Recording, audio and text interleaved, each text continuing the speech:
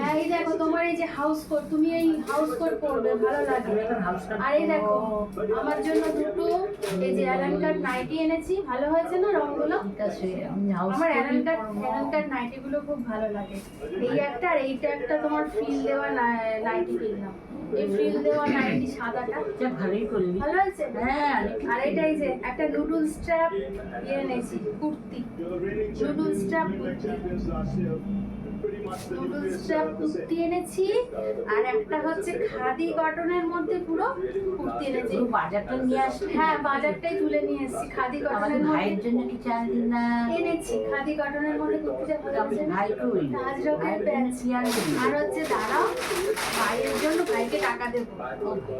আর হচ্ছে এই যে এই দুটো কুর্তি, এই রংটা আমার এত পছন্দ হয়েছে না, একটু পছন্দ এই জন্য এই একটা কুর্তি কিনলাম।